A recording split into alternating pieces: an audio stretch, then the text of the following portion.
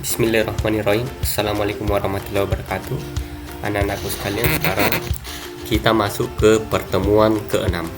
Jadi materinya masih teks laporan hasil observasi pada KD 3141. Baik, indikator yang akan kita bahas pada hari ini yaitu kita pada indikator 411, yaitu melengkapi isi teks laporan hasil observasi.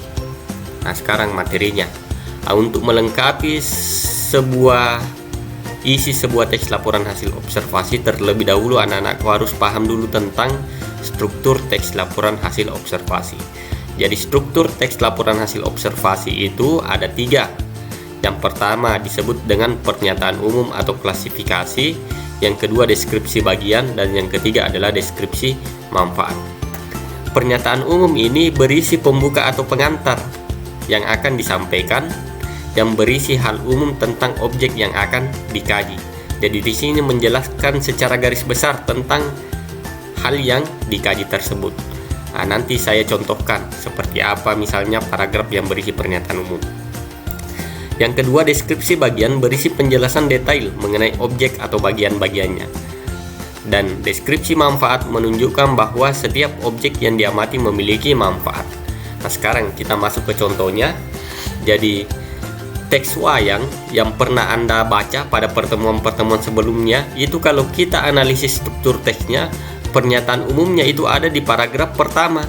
Jadi di paragraf pertama teks wayang itu berisi penjelasan umum tentang wayang. Jadi di situ dijelaskan pengertian wayang, kemudian perkembangan wayang di dunia. Makanya paragraf pertama itu disebut dalam struktur teks sebagai pernyataan umum atau klasifikasi.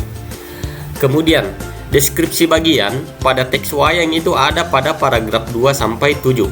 Di situ berisi pemaparan tentang jenis-jenis wayang. Jadi di paragraf 2 itu dijelaskan jenis-jenis wayang, ada wayang kulit, ada wayang golek.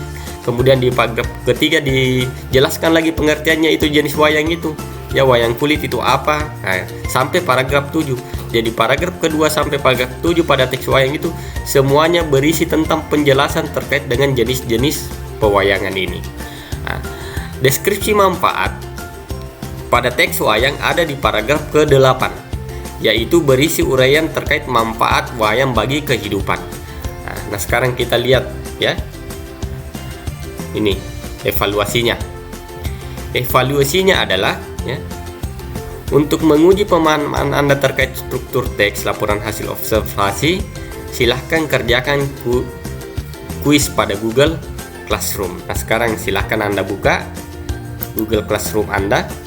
Di pertemuan 6, di sini sudah ada ya daftar hadir, silahkan diisi seperti biasa.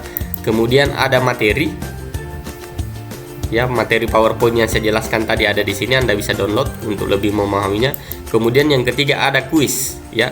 Nah, nanti silahkan Anda kerjakan kuis ini. Nah, kuis ini bagaimana cara mengerjakannya?